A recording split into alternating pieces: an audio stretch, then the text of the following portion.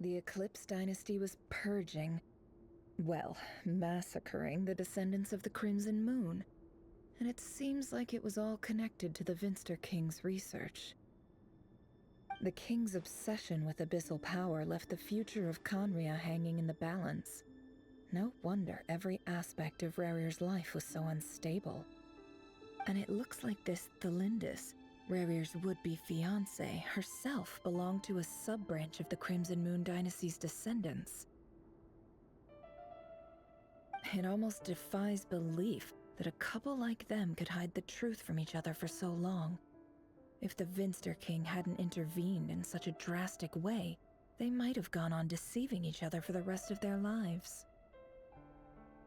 And why does Vedderfanir, Daneslif's older brother, keep talking in Rerir's head? This guy kept more secrets than I ever imagined. The human mind is like a vast desert of shifting sands. When you follow the flow of someone's memories, you only ever see the parts they're willing to let surface. Time for something a bit more creative. We've been inside Rerir's mind this whole time, building up a picture of his psyche. There's already enough clues on the board to start reading between the lines and mapping out the rest. Now, we can finally begin to put the pieces together. Sure, it'll only be a reconstruction, part simulation, part reasoning, but it's usually pretty accurate.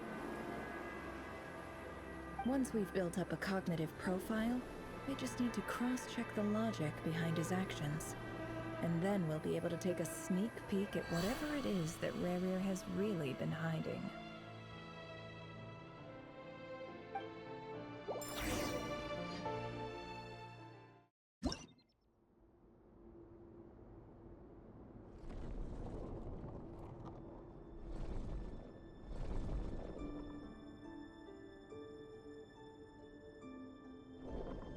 Rerir, are you there?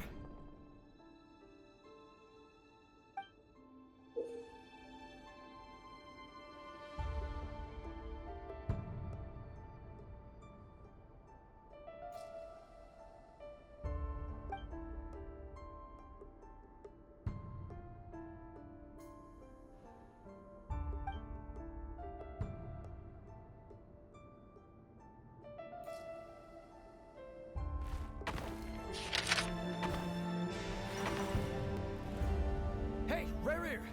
Come out, it's urgent! Dane? What's wrong? Quick, come with me. I'll explain everything once we've met up with the others. Okay. I'll come. But the Lindis is still over at the Universitas. I'll need to leave her a note. All right then, but make it quick. I've never seen Dane so worked up before. Whatever this is, it must be big trouble.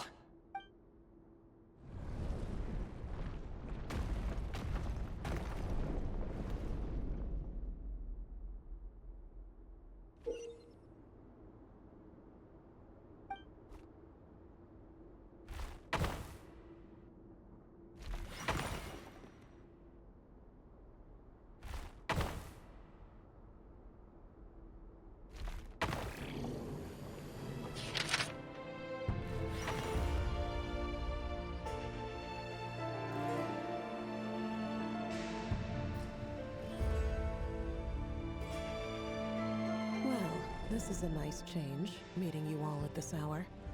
When men and women of ambition can speak face to face in broad daylight, I say that's a big step forward for our dear Khaenri'ah. Don't be ridiculous. We do not fear the day. Why would we seek refuge in the night? You might ask your blade that same question. I'm told it prefers the cover of darkness. The word on the street is that Sir Delogi only strikes when he has an unfair advantage. But that is patently false. I see you're missing an arm and a leg. Surely only a fair fight could explain that. If this is your way of offering me replacement limbs, believe me, I'll take them. Oh, we can certainly discuss that. With bioalchemy, anything is possible. Assuming I have your full support in my research. Lunatic. Roptatir, what brings you here? Why, Dainsleif, of course. He invited me. Please, cast aside your apprehensions, Miss Rhindaughter. Whatever the rumors may say, I am but a humble servant of the king, and I can assure you he affords me no greater convenience than he does you. Well, the Universitas Magistrorum won't stop fawning over you. So at least some of the rumors must be true. You're clearly doing well for yourself, so drop the humble servant act. It endears you to no one. You're president of the Universitas Magistrorum, the chief royal mage known as the Wise by royal appointment, and by far the most favored among the 4 pillars of Conria. Vice President Veit doesn't even try to hide his envy when he sees you. My success is the product of hard work and good luck. It's as simple as that. Were the king not such an extremist, I hardly think I would have received a senior post at my age. Of course, no job is without its gripes. Serving a king like ours can be a challenging task, as I'm sure you can imagine. And as for Efterveit, in missing out on the presidency, he's dodged a mountain of stress. Like everything else in life, it comes with pros and cons. You're all here. I apologize for the short notice, but it was an emergency.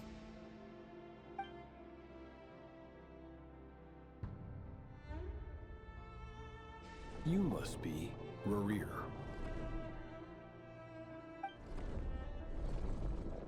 Mr. Sertologi. Yes, I handled your case file during your sentencing. Nothing personal, of course. I'm pleasantly surprised that you remember me. You're clearly a person of substance if you've been invited here. But Dainsleif, you'd better have a very good reason for convening this little gathering. It's my brother, Vedalfenir. After he spoke at the court this morning, the king was so infuriated by his words that he had him blinded in both eyes and thrown in prison. Vedalfenir in prison? Strange. I thought the king trusted him and Roptatir more than anyone else in the world. Does this mean the king's circle of trust just got even smaller? It has nothing to do with trust. It's about what the king wants, which is as clear as day to anyone paying attention. I simply appease him, because it's in the best interests of the Universitas Magistrorum. And also because you're slimy. Vedalfenir, perhaps less so. But still, a visionless visionary? It rather inclines me to think that qualifications are not what get you ahead in Conria. Do you honestly think this is an important discussion to be having right now? Dane, what are you planning to do? Rescue Vedalfenir, I assume. Correct. It will mean storming the palace by force. Tonight. I need all of you on my side. That's far too dangerous. And don't forget, Dainsleif, you're captain of the Royal Guard. You swore an oath to the throne. Hmm? You've been planning this for a while, haven't you? I have no desire to commit treason. But whatever critique the king may have of Vedalfenir, disfiguring your most loyal subject for putting the best interests of his court and nation first, this is not the conduct of a wise ruler. My blade will force the king to see the error of his ways. So, Vedalfenir's prophecy enraged the king. I'm sure it wasn't what he wanted to hear, but if he won't take counsel even from the visionary, that is deeply troubling news. The extent of His Majesty's madness is now all too clear. The question is, how does a man like me get out of this situation unscathed? You have noble ambitions, Dane, but I'm afraid they don't do much for a guy like me. I'm not interested in saving the world. All I want is a letter of pardon. A letter of pardon? For whom? Thelindis? The chances of the Vinster King issuing a pardon for anyone connected to the Crimson Moon seem vanishingly slim.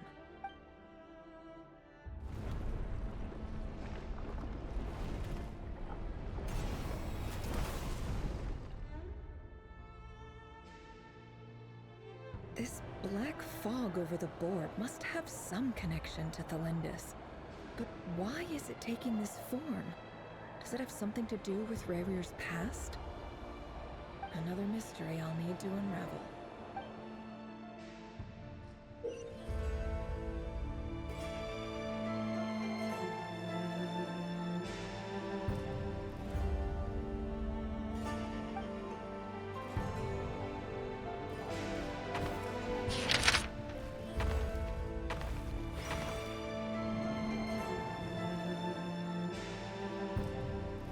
Author Thelindis.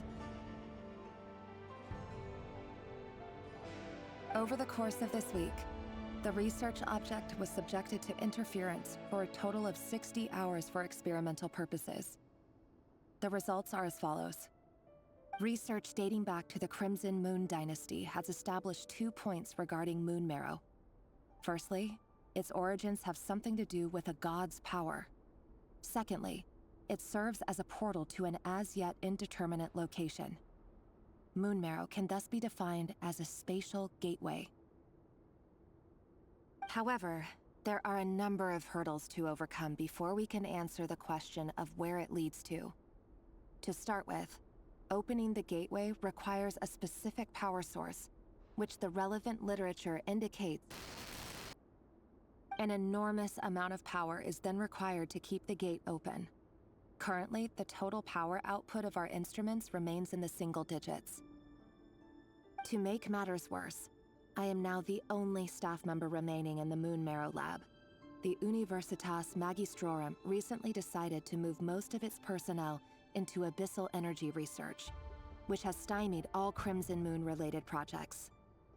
This is not a wise move. I have always maintained that placing all our hopes in a single source of power is risky, especially one as poorly understood as this. As well as making ourselves overly reliant on a single resource, we are neglecting other promising technologies. I apologize if this comes across as disrespectful, but as a Moon Marrow researcher, I desperately want to see the world beyond the gateway. If we really made it there one day, what would we find? And how would we go about taming the unknown?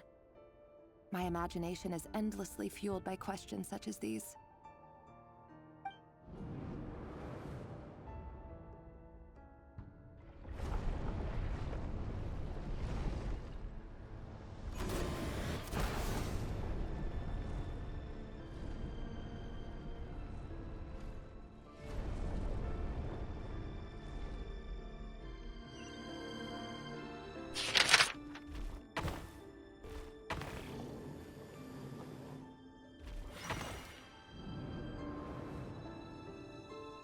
This is for you. I heard you're gonna leave the city with your parents. Thelindis, did you hear about what happened? I've heard nothing. Rerir got back very late last Friday, and he was acting a little unusual, but he's... You never saw him, and I don't know what he did.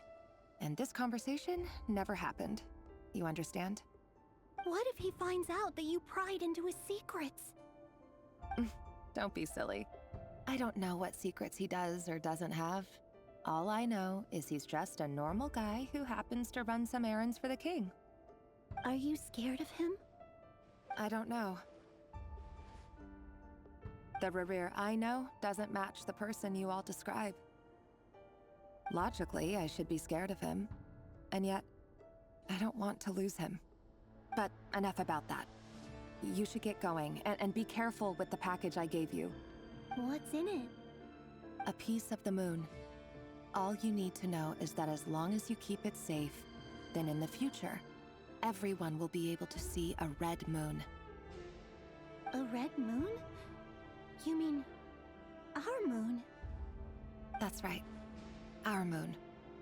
Promise me you'll look after it. I promise, Thelindis. The Crimson Moon bloodline will never die out. Its light, the color of blood, will become like a fire that flows in our veins, no matter how long it takes.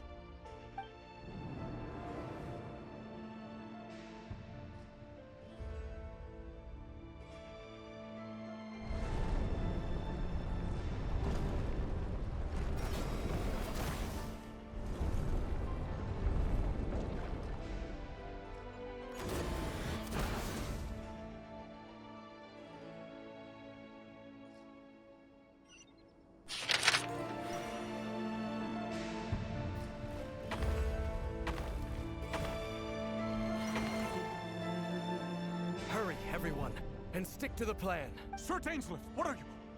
Is this treason? You know what happens to those who betray the throne. Please, don't do this! It is the king himself who has betrayed the throne. He has betrayed all of Conria. If you have any love left for justice in your heart, you should join me. It's showtime. Dane and his group will handle the troops in the palace. Then Hraptatyr and Rheindater will disarm the security measures. My job is to enter the prison and rescue Vedifalnir. Stay safe. Wish me luck. Look after my brother. Draw your blade. It is time for justice to prevail.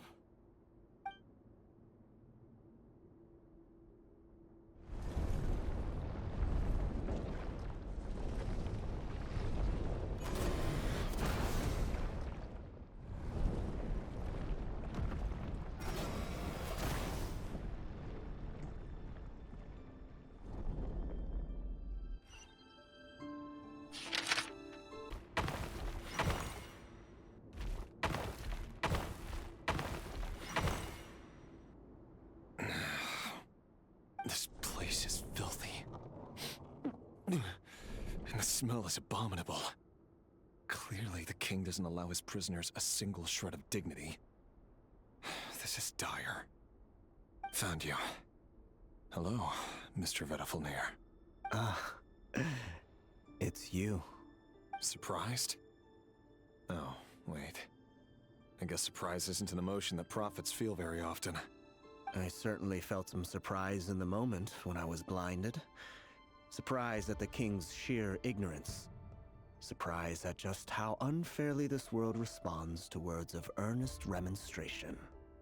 I'm curious. What did you prophesize this time? It wasn't a prophecy. It was a word of warning. Someone had to say it. The king has forsaken all reason in pursuit of his obsessions.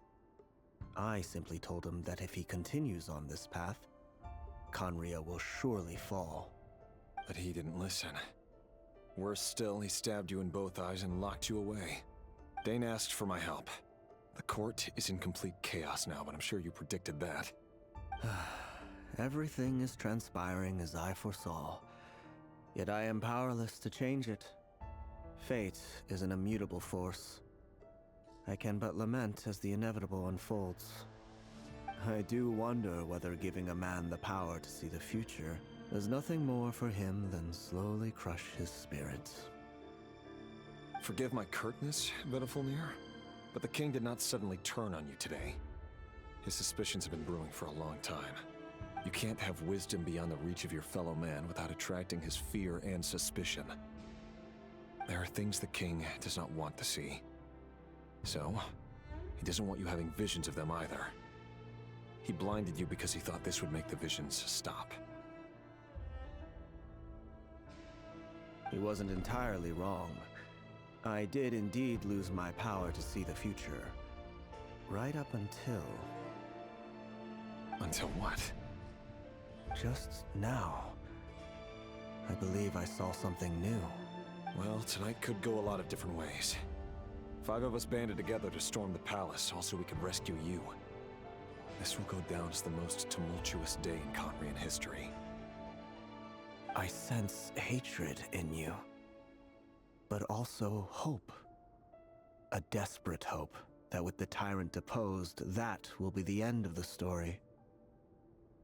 But this is not the end. It is the beginning of a new chapter, in a whole new story. There are many men of honor and courage in this world, Rerir. But you are not one of them. You're not here for justice, are you? You're here for yourself. Is that a dagger? Interesting. Why not the polearm? It was always your weapon of choice. With your abilities, I don't doubt that you were able to recover some of your sight. But I also doubt that you want to make an enemy of me right now. Of course not. We're on the same side, aren't we? We could be. But I need you to be honest with me, Vedifalnir. At this point, you're my only hope for the future. You mean your future? With your beloved, Thelindis? Yes. And I know there are bigger things at stake here. A dynasty, a nation, maybe the entire world. But forgive me, I care first and foremost about myself.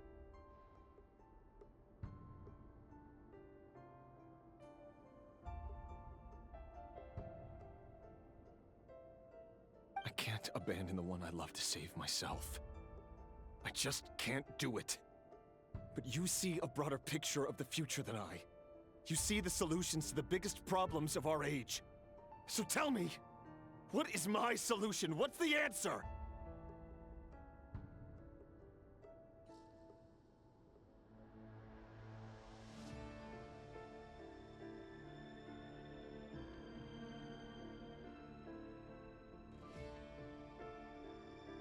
In matters of fate, answers are either right or wrong. What will be and what will not. Maybe you are willing to pay a certain price in the pursuit of happiness, but unfortunately, fate does not negotiate.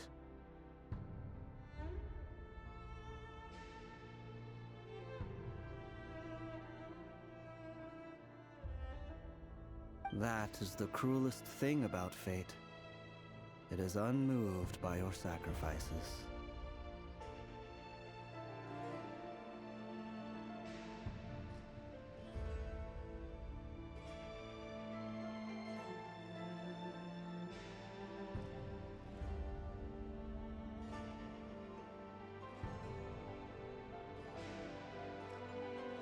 That can't be true.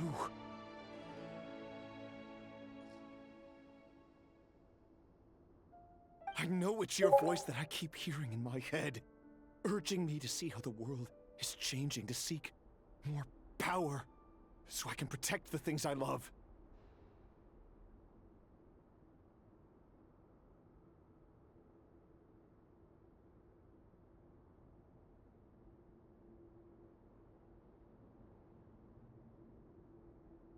You show me disaster, but you won't show me how to avoid it? Why? Why are you doing all this? My voice. In your head.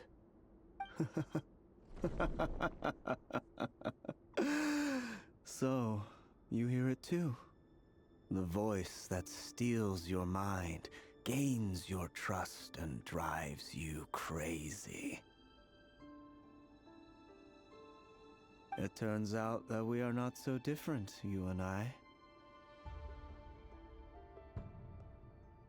Vedifalnir just broke into the strangest smile I've ever seen in my life, as if he'd discovered some monumental secret. But then he suddenly switched to looking extremely weary. Very well then. My advice to you is as follows. You must persevere. Whatever trials and tribulations you may face, be steadfast in the belief that they are your path to the future.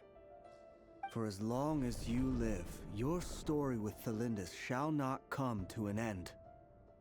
That is the only chance you have of fighting back against fate.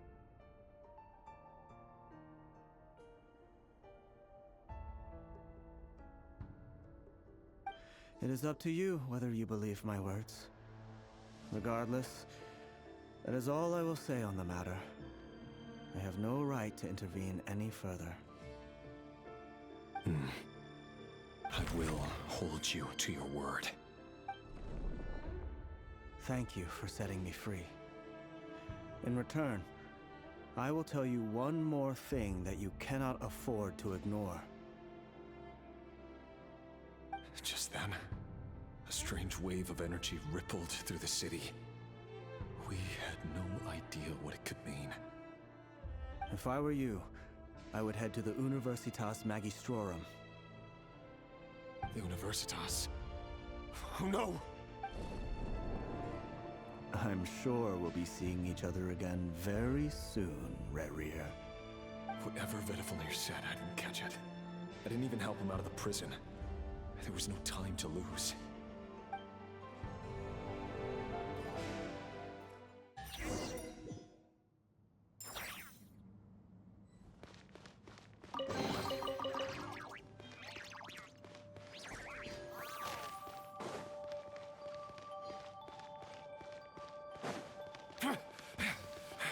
Monsters? Is this Rhine-Daughter's doing? Or the Universitas Magistrorum? Out of my way! Fulfill our task! Suffer the wrath of Eastleigh! The Universitas. That reminds me of a rumor I once heard. Allegedly, the king installed secret mechanisms in the palace and around the city. No one knows where they are or what kind of power they hold.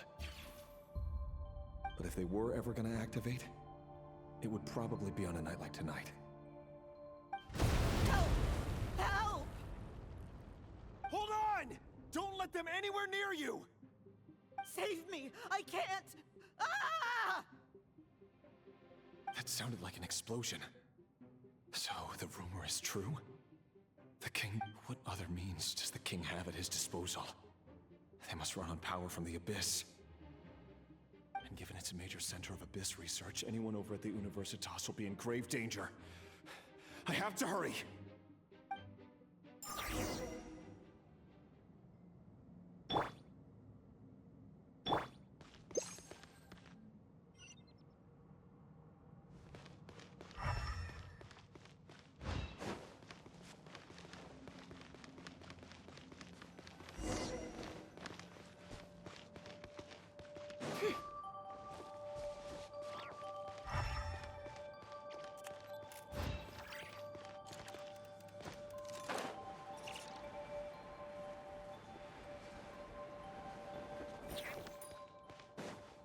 Get to work! Hi! No more lies. Let the mountain's veins boil! Wrath from the sky!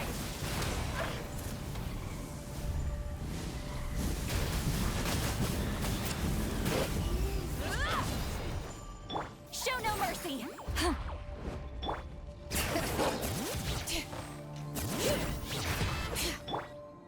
Pyroclastic surge!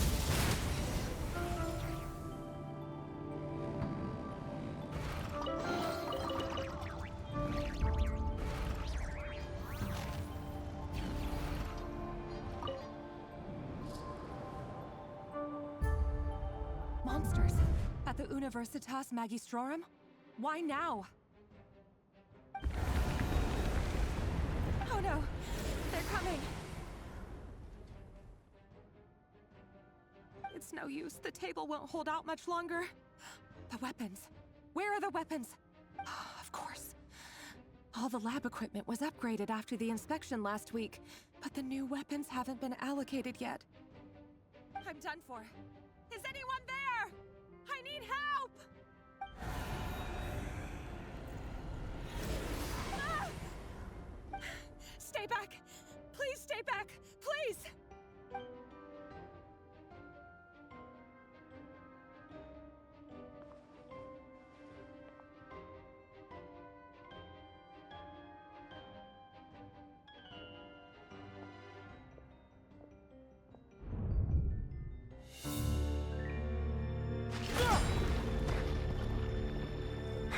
What's that?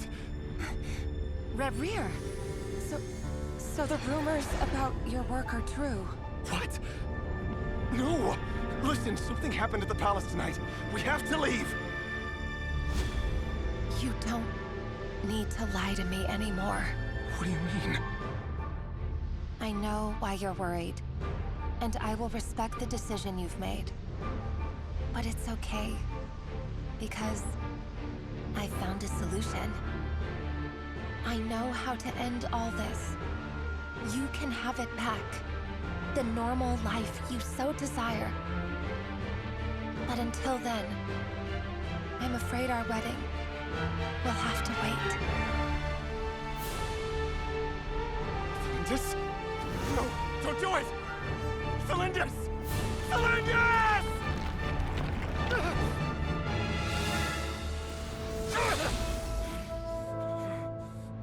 I told you, Rerir. Let her go. You will find someone better. No! No, I won't do it! I have to save her! By what means exactly?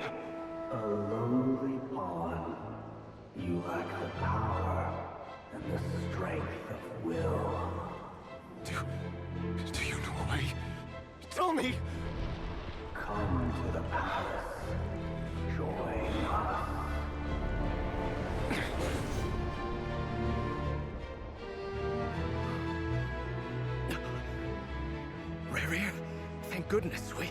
Step forth and take your share. You made it. Not you too.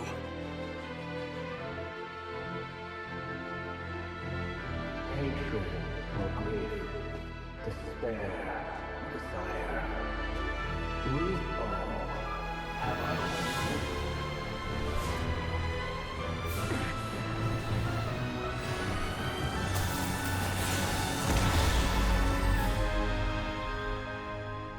Rerir.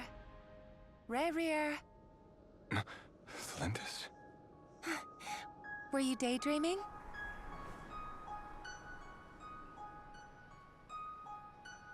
You still remember, Rerir?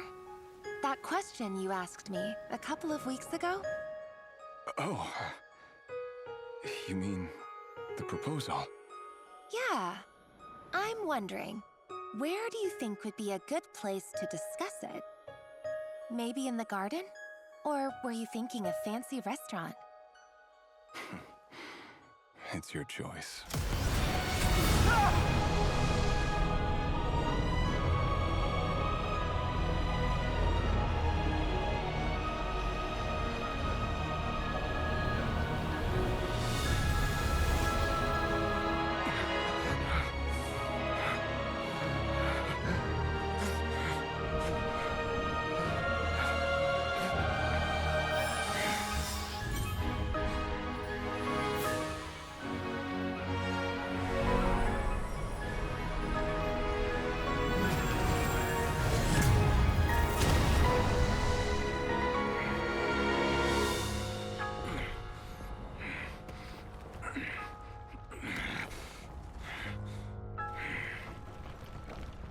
I will find you.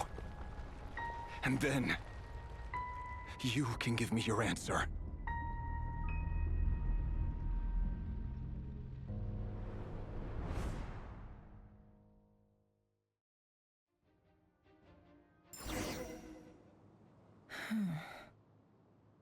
So that's how the Rächers of Solnari was born. A monster created by circumstance is a monster all the same.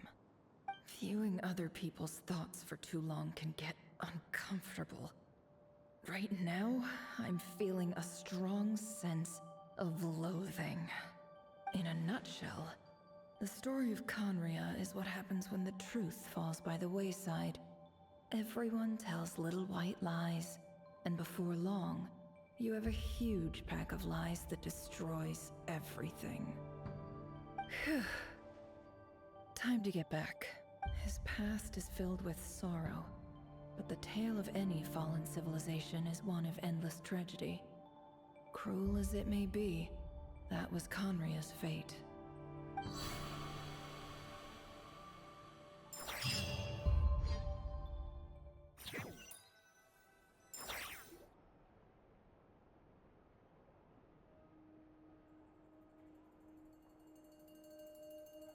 Everyone, I'm back.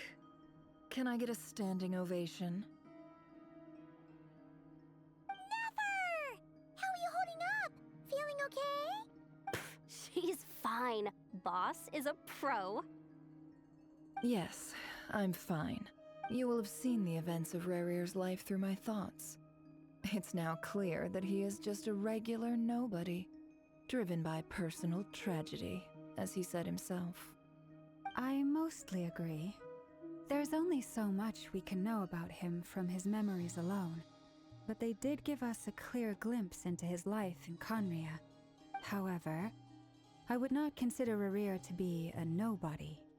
He was deeply involved in the events of that era. Yet, when the catastrophe of a generation strikes, nobody is safe. Sounds to me like you're speaking in riddles again. Is this you urging me not to abandon the people of Nod-Krai in their hour of need? That's not what I meant. Although I do hope you choose to remain a part of the plan. Without you, the mission ahead will be all but impossible. Then try to remember that I respond better to the carrot than the stick. And I don't appreciate being bossed around. Now, as for you, Missy, You were excellent. You stuck to the rules of the ceremony and kept your mouth shut the entire time. Bravo. Cool! So, can you fill me in on the deets now? Most of what I saw went right over my head. Patience. You'll hear the whole story, don't you worry. But let's meet up with the others first. It will save me narrating it twice. Yehoda? Yes, boss! Let me get that door for ya. That's more like it. For a moment there, I was worried you'd forgotten about the first clause of your employment contract. Forgive my curiosity, but what does the first clause say? It says I gotta do the annoying stuff that boss is too lazy to do for herself. Like opening the door, pouring the tea, yada yada. Is that right? If something is in the contract, it's because she willingly agreed to it. Rest assured that the curatorium abides by the very strictest of labor policies. You don't seriously think I'm cruel enough to treat her like my slave? In any case, I've hardly shied away from my share of the work today. Hope I don't catch Flintz and Varka lounging about in their chairs, enjoying a leisurely cup of tea. There's nothing I dislike more than other people enjoying themselves while I'm hard at work.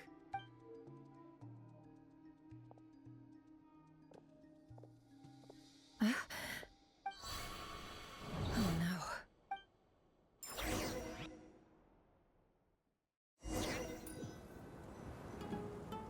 Sorry to disturb you, but we seem to have run into some trouble. Evidently so. Don't worry, I'm not about to leave you to fend for yourselves. I'm not that kind of boss. And it would go against the curatorium's labor policy. I'm sorry. What did you hear me say? I wasn't talking about labor policy. Wait. How long have I been standing here? Not long. You just appeared by the door a moment ago. Boss, what's wrong? You look like you've seen a ghost. We've been tricked. We never left at all. Somehow I hallucinated that whole scene back inside the office. Hallucinated? But how? How indeed. This place should heed my will alone. All thoughts and actions that occur in here are just a result of pawns moving across the chessboard in a carefully calculated manner. And nobody has access to this chess set but me. So you control everything in here? More or less.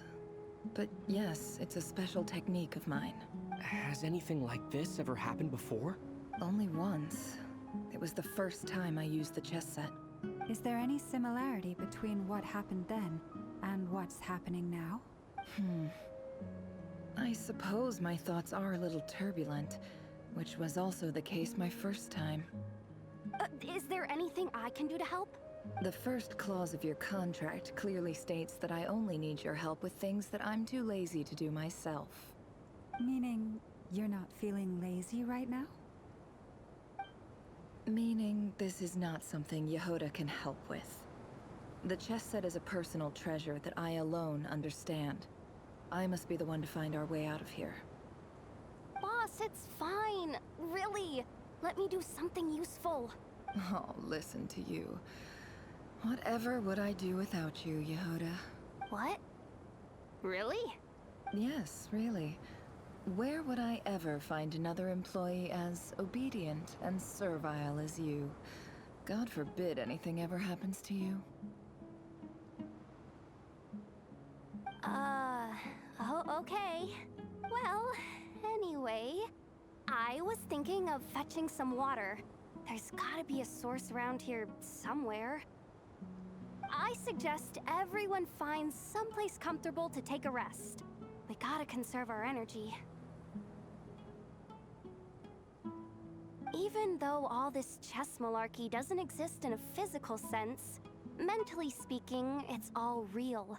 And so is our tiredness and fatigue. You don't want to dismiss mental fatigue. Just because it isn't physical doesn't mean it's any less serious.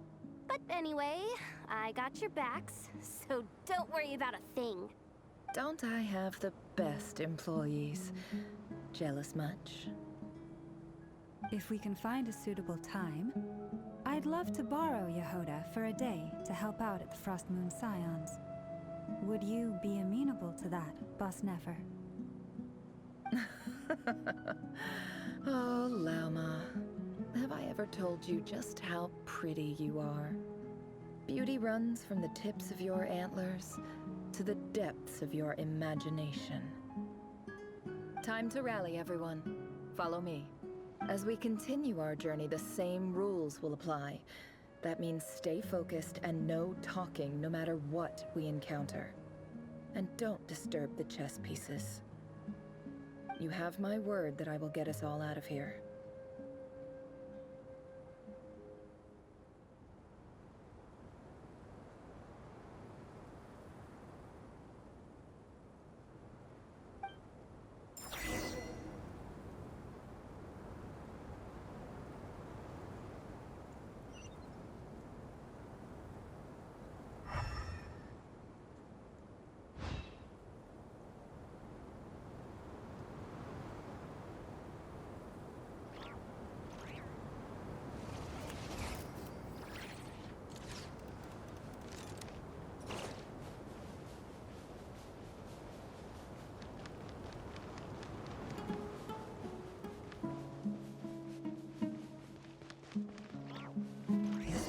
Familiar.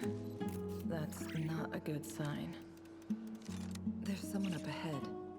Time for a little chat.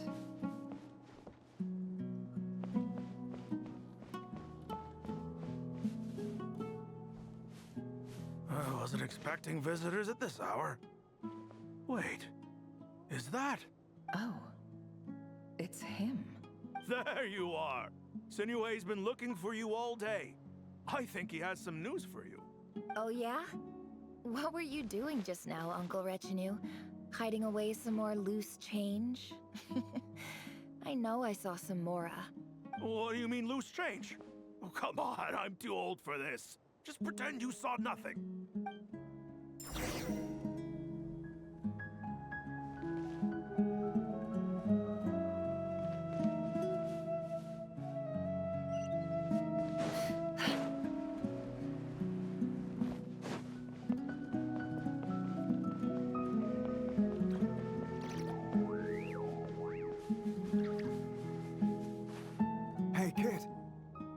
Telling me what Sinuhe's been up to recently? I'm trying to get in his good books and I need a way in. Get in his good books?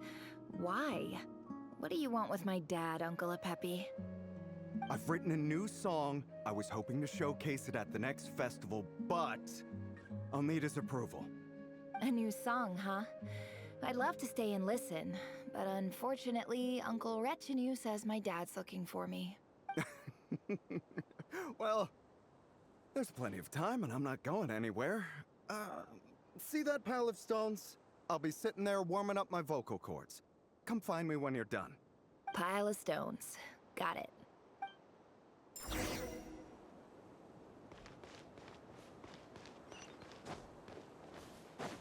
Can't hide the truth.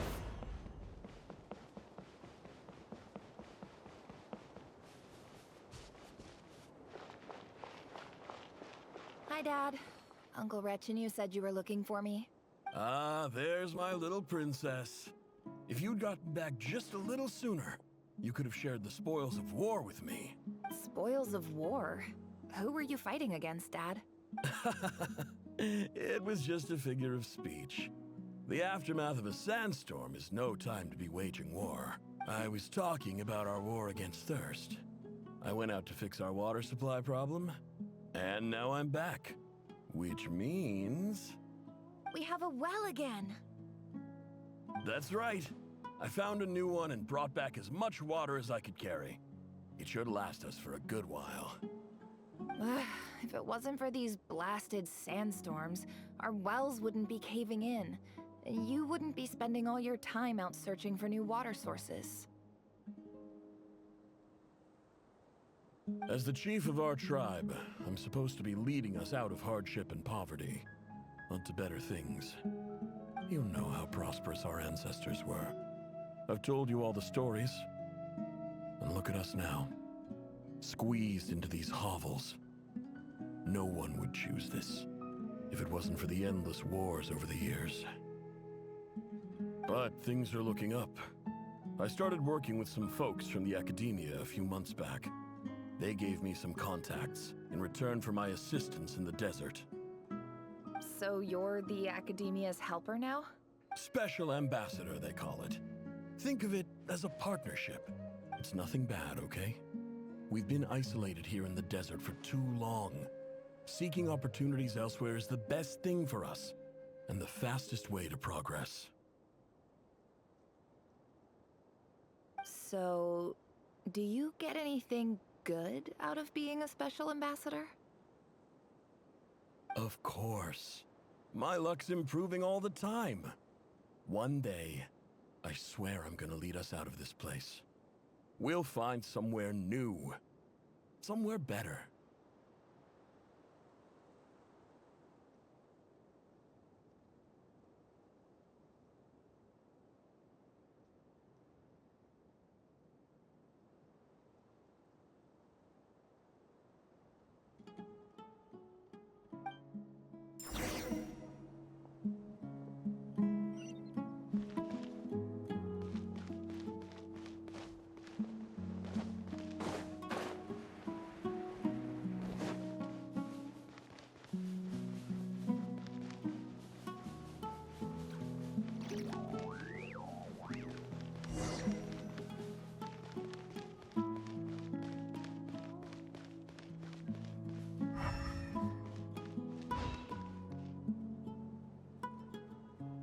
That's our well, and you know it. You stole from us. Well, you've gone from chief to thief, and now you have to face the consequences. Did you really think you could take our water without permission and get away with it? You're either brave, stupid, or both. And that Special Ambassador Act? Yeah, nice try! We spoke to the academia. They said it was all news to them. You're a liar and a cheat!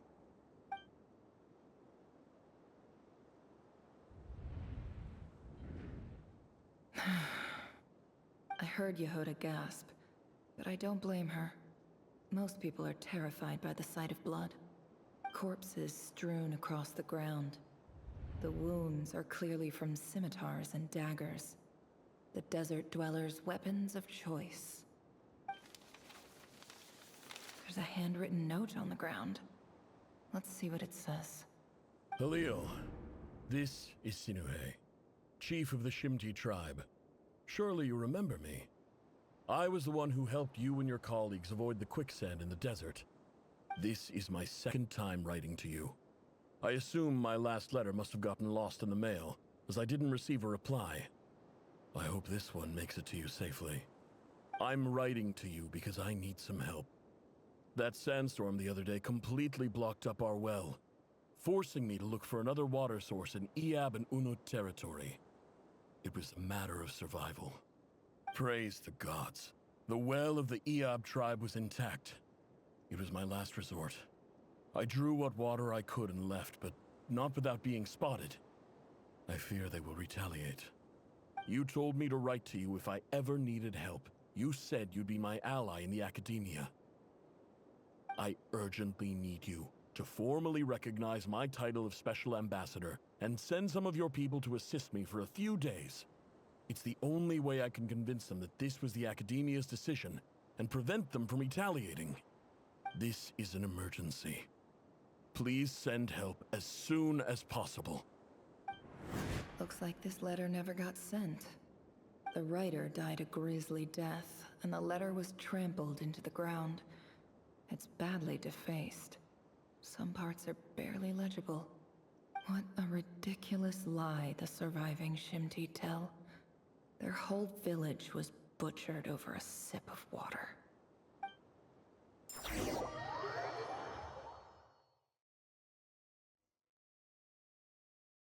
Ah, officer. Welcome. Welcome to our humble village. I thought you would at least have the courtesy to provide some respectable libations. This is the finest wine our village has to offer. I promise.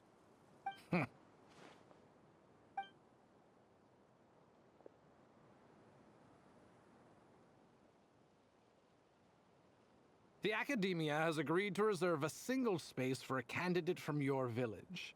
But I remain skeptical of this entire endeavor. I highly doubt anyone in this desert possesses serious academic potential. Please, have faith. If not in us, then in our god. The child we found shows great promise. I beg you, take her away from this place. Give her a chance. Don't let her talent go to waste. I don't recognize her. New arrival? She showed up here a few days ago and we took her in. She's a really bright kid. Please help. I'm begging you. So, where are you from? Nowhere special. Just a sand dune. What about the rest of your family? How many of you are there? Just the one. It's only you? Correct. So, no brothers, no sisters, no mother or father? Any who have slept on a bed of sand, I call my brothers and my sisters. Apart from that, I have no family. All right. Get over here. Sign your name on the form.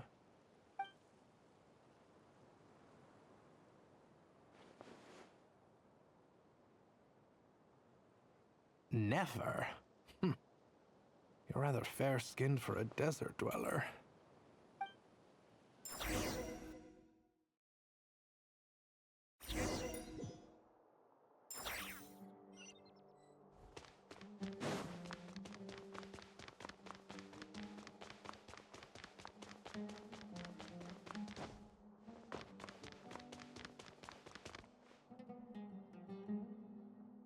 Nefer, this term's assignments have been issued already. Please read through the materials thoroughly, conduct your own additional research, and then write an essay on the topic. Yes, Professor, I'm aware. I just had a couple more questions I wanted to get your perspective on. Oh? Please ask away. Well, I saw the other students' problem sheets, and I couldn't help but notice that my assignment is much easier than theirs. Do you really think I'm a weak student? A weak student? Goodness, no. Quite the opposite.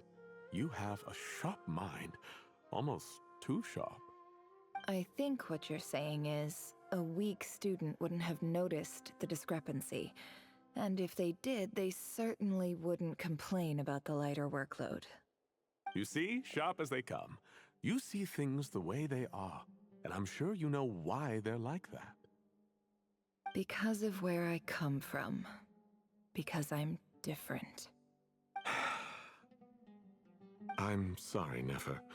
I don't like it any more than you do. It's just... Anyway, you said you had a couple of questions. What's the other one? I wanted to check... If someone sent me a letter to the Academia, where do I go to collect it? Ah, your family wrote to you. Well, as long as they put your name on the envelope, someone should hand it right to you. Not exactly. It's not even a recent letter. I was just curious where the mail would end up if no one collects it. The House of Dana, I expect. I know there's a box for unclaimed mail somewhere in there, probably sitting on a shelf. Whatever you're looking for, that'd be the place to start.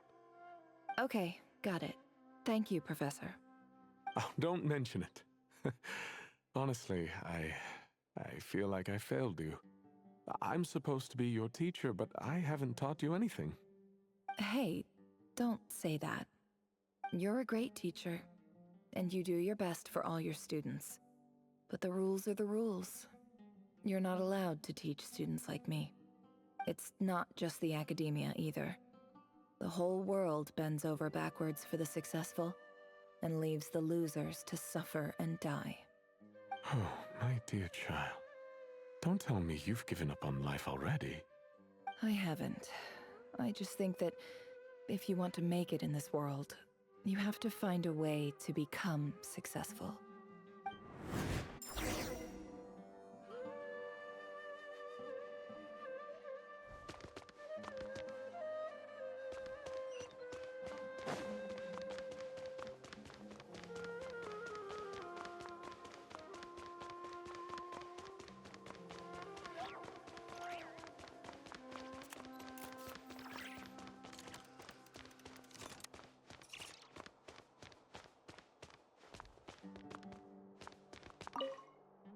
This must be it.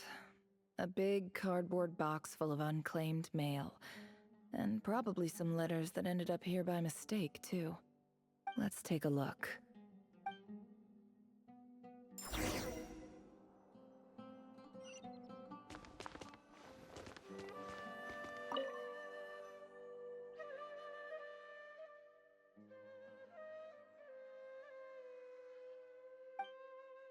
A dilapidation survey from Port Ormos.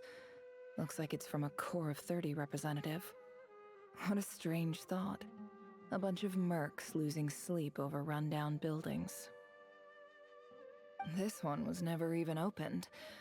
I guess the recipient didn't care what the Corps of 30 had to say about anything. Who was it addressed to? I don't recognize the name, but it must have been a Kasharawar professor. This one is addressed to the Immorta Sage. The title is Changes Observed in Satyavada Life Symptoms. Why do all these letters read like full-blown dissertations? Guided by the incense, we became lost somewhere in the forest. All the barriers between levels of consciousness disappeared as our minds soared around in circles, looking for a branch to seek refuge on. In clinical terms, these symptoms fit the description of incense poisoning. The Immorta Darshan strictly prohibits the use of hallucinogenic substances, but I believe there are still people getting away with it. For example, my neighbor who always breaks out into song and dance after using incense. This seems like something the academia would want to know about. Why wasn't it collected? Wait, what's this written on the back? It's so small. The note says, "The sender authored this letter while under the influence of mushrooms. I would send it back, but no return address was provided. Stamped by the Grand Conservator of the House of Dana."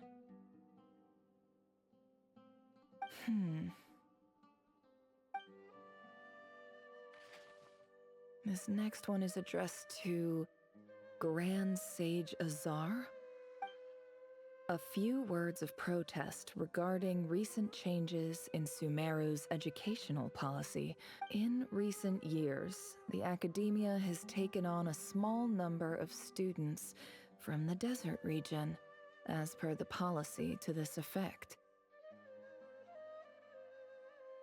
However, it appears to me that these students have not, in fact, been provided with educational opportunities that are, in any meaningful sense, equal to those enjoyed by their peers.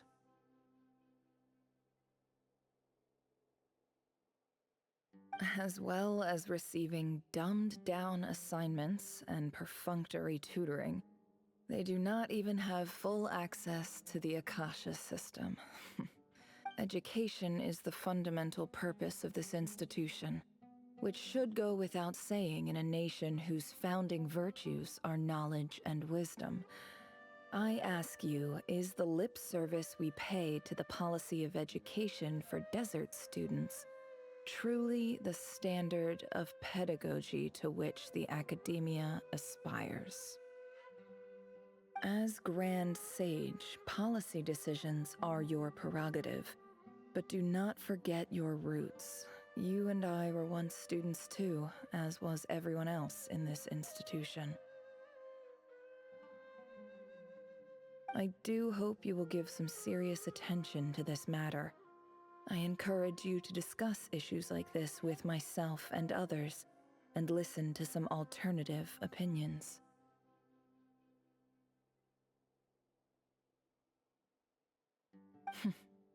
Great letter. Shame it didn't get to where it needed to go. And the sender is... Huh? Sage Cyrus of Spontamod. I didn't realize anyone else even knew how bad students like me have it in this place.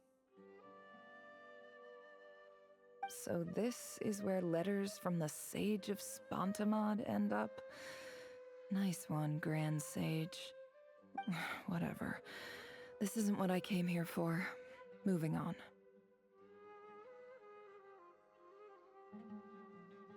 I'm not exactly holding out hope that a letter sent from the desert would even make it here. But if it did, where else would it end up if not in this box? I can't believe how much discarded mail there is. Must have been years since someone last went through it all. I don't believe for 1 second that any human being has sat down and read through all the documents in this place. Who has that much free time on their hands?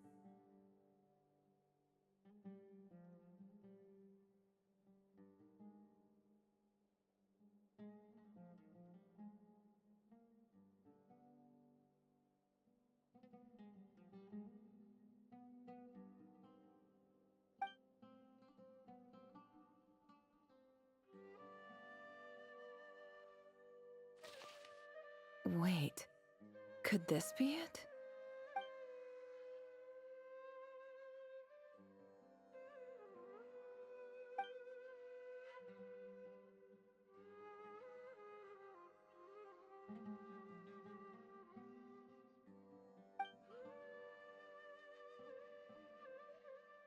Greetings, Halil. My name is Sinuhe, chief of the Shimti tribe. I was the one who came to you and your colleague's aid when you ran into trouble in the Great Red Sand. I don't know how well you remember it now, but I brought you to safety and gave you some water and other supplies. You seemed very pleased and told me your name. In my tribe, learning a person's true name is serious business, and I therefore see you all as friends. You were kind enough to leave your contact details, so we could stay in touch. The Shimti tribe lives a harsh, nomadic existence in the desert. You were sympathetic towards my plight, promising to make me a special ambassador of the academia and help us find a way to make a better living. This brings me to my reason for writing. Our tribe has fallen on particularly hard times, and I would like to ask for your assistance. There was a terrible sandstorm a few days ago, which blocked up the well in our land. To ensure my people's survival, I had no choice but to venture into Iyab and Unut territory in search of an alternate water source. The Iyab and Unut are descended from the Thamudians, while we trace our ancestry to Tulatala. We worship the Lord of Flowers and have had relatively good relations with our fellow tribes up until now. I found a well belonging to the Iyab tribe.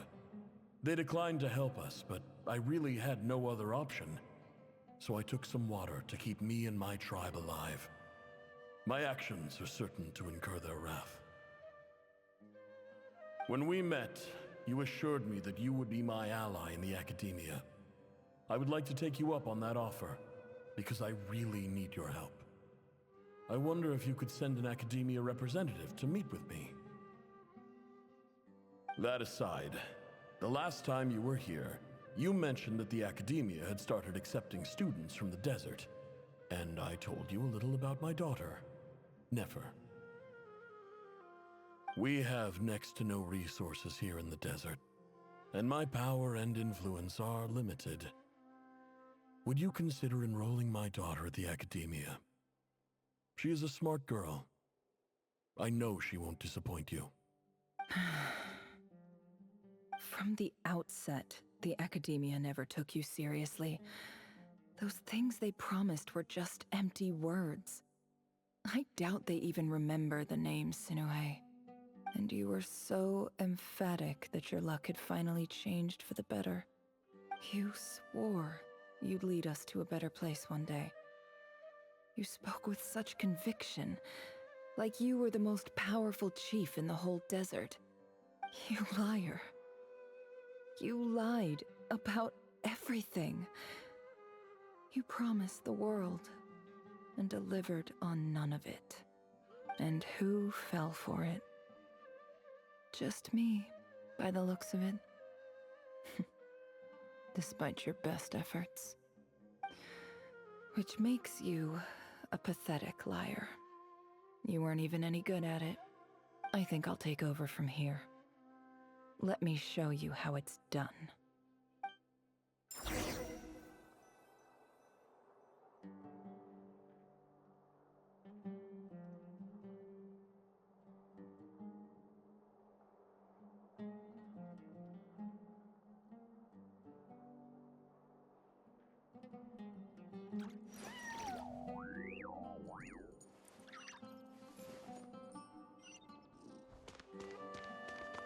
It all adds up.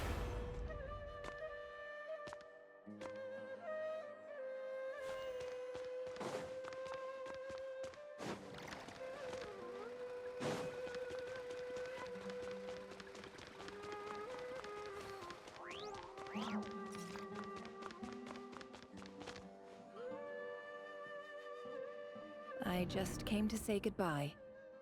Thanks for everything you've done for me in my time here. Nefer? You packed your bags. Where are you going? I'm quitting. Something's come up in my hometown. Gonna head back and deal with it. Huh?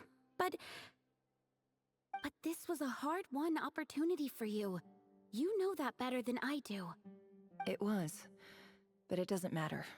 I have more important things to deal with and they can't wait. Oh, and I didn't want to overfill my bags, so I left some incense on your desk.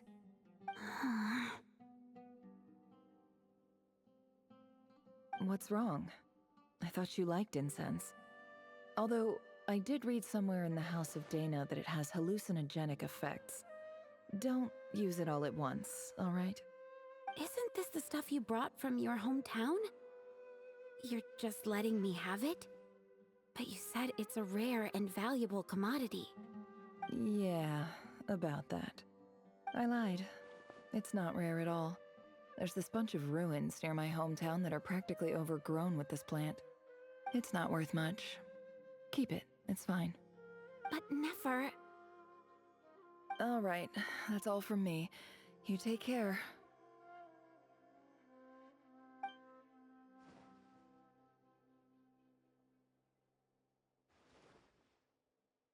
Don't forget me, okay? I mean, we're more than just classmates, right? We're friends. Yeah, I'll remember you. I lied again. That incense is worth a fortune, and it's a rare find even in those ruins. And as for remembering her, I have far too much to do when I get back. No time to reminisce. I'll be lucky if I even make it through this alive. But either way, I expect I'll forget you pretty quickly.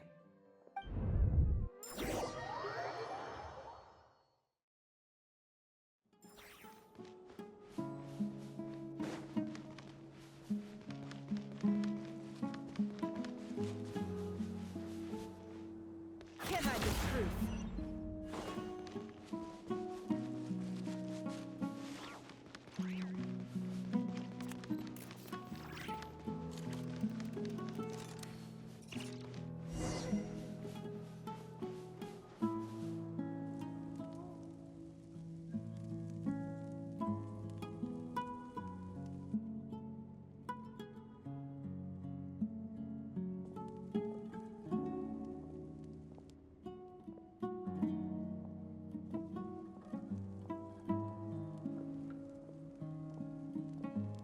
It's a pleasure to meet you, Mr. Arif.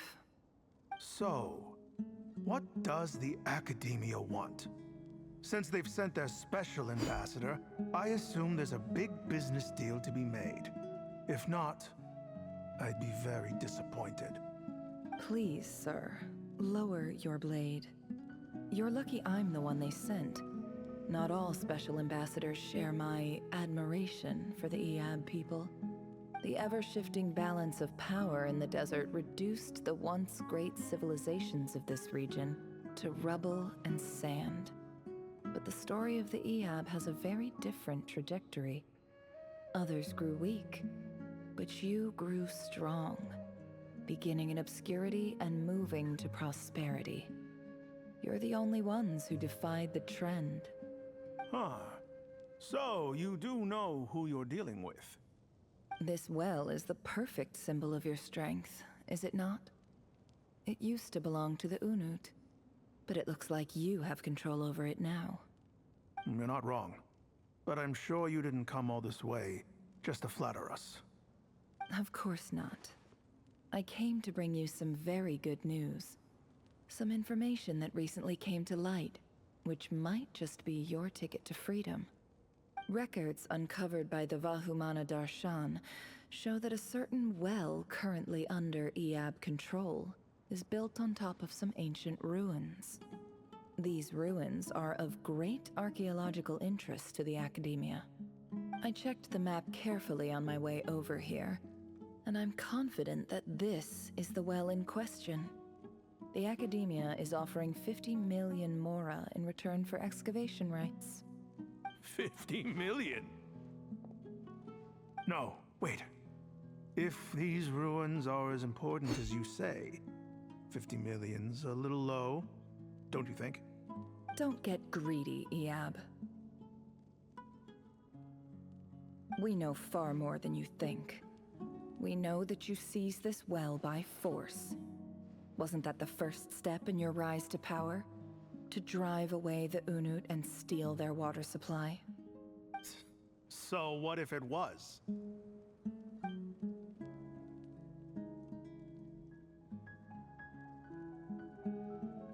Don't worry. As unscrupulous as it was, it's something we're willing to overlook. The Academia is only interested in dealing with the de facto power holders in the region. I hope I am making myself clear. And I hope your words are the truth. If I find out the Academia is trying to play me, I'll hunt down every one of your people and make you watch as I cut their heads off one by one. I assure you, Chief, that would not be in your long-term interests. You don't want to make an enemy of the Academia. You see how I'm dressed, don't you? I appreciate that you've never been to the rainforest, but surely even you recognize an ambassador's attire when you see it. And what does a barbarian like you have to lose anyway? You really think the Sumeru Academia would bother to come all this way just to lie to you? We have more important things to worry about. All right, I take your point. The Academia is the highest authority in the land. I'm sure you're trustworthy people. In that case, we have a deal. We will sell you the excavation rights. I'd like to thank you, Ambassador. This is good news indeed. Excellent news. In fact, it calls for a celebration. Would you do us the honor of staying a while and enjoying some Eab hospitality? Gladly. I am partial to wine myself, and I trust you are as well. So let's indulge in a few drinks together, in celebration of this momentous occasion.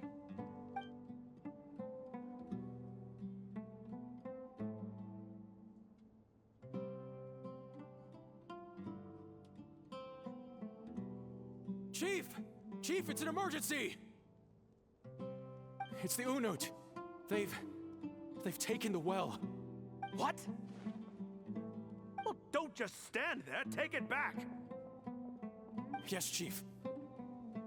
I have every confidence in the Eab's military superiority, and yet...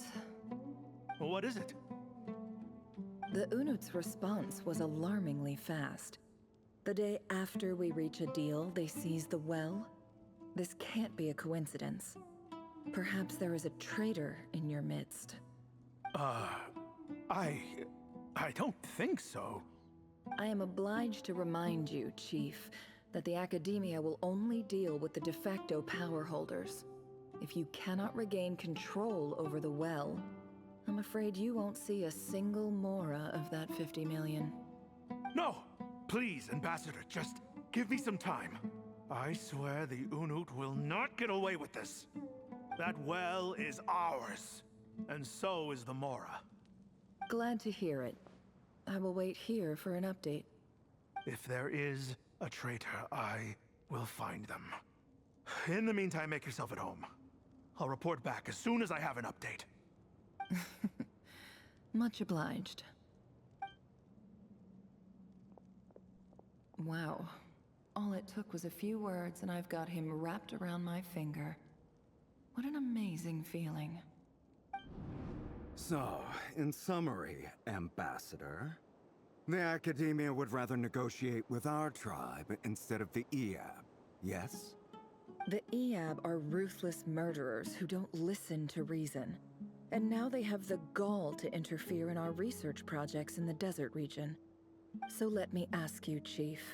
If you were the Academia, what would you do? Kill them all, of course. Precisely. The Academia does not tolerate those who stand in our way. The EAB have held back our academic pursuits for too long, and our patience is wearing thin. At the same time, there is simply no way that the Academia can be seen to be intervening in desert affairs. I'm sure you understand where I'm coming from. We have our own rules out here. If the rainforest dwellers raised arms against a desert tribe, you'd start a bloody war. Right.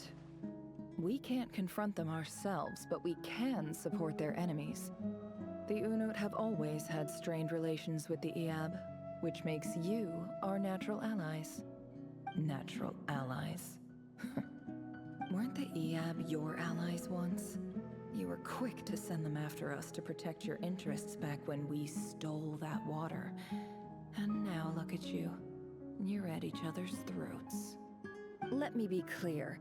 The Academia wishes to collaborate with the legally recognized rulers of the desert in this matter. We are asking for excavation rights to that well, and our offer is 50 million mora. Say no more. I believe we have an understanding. Good. Then I suggest you get to work. Get us access to that well, and the mora's yours. You see, Dad? Lying is easy when you know how. People will believe anything.